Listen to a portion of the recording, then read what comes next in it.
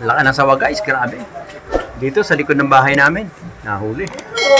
Nung nakaraang linggo, mayroon din isa, mas malaki doon. Siguro magkakapatid sila, magkapatid. Babae naman. Ewan ko saan dinala yung ano. Hindi malamang saan dinadala nila kung saan yung mga nahuhuli guys.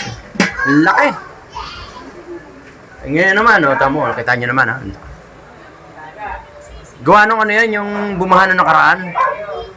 Yun, naglutangan sila lahat guys. So ano pang ginagawa nyo guys? Puntahan natin yung nahuling sawa.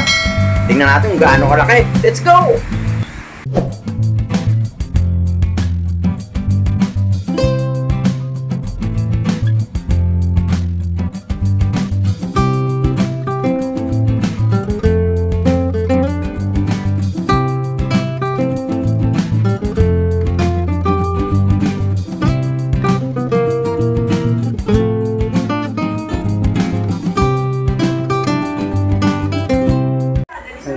Babalik ka, Ate Josie. Oh, babalik ko. Ayaw magbigay pa merienda. Laki oh.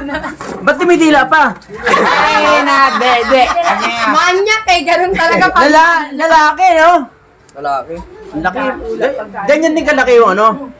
Maliit pa to, be. Ha? Maliit to. Mas maliit to. Mas malaki na huling doon. Mangga. Sa mangga. Yan talagang ganun pa malaki. Yung nahuli nakaraan? Doble natin yan. Yung nakaraan daw na huling-huli. Mas malaki. Ayun no? Mas malaki yun. Lukon yan. Wala yan. Yung mamali. Yung buntot to. Ano ba ka mamay, may anak pa doon yan. Oo. Ay, Josie, ang sarap ng bahay nyo. Tumakbo ka rin. Makakagat ako. Ito yung buko. Pare, ito yung buko. Yan ang ano. Pag natusok ako.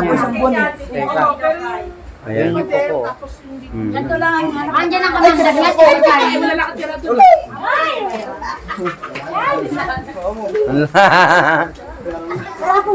Wala yan. Sinila, namutla na mula na hindi.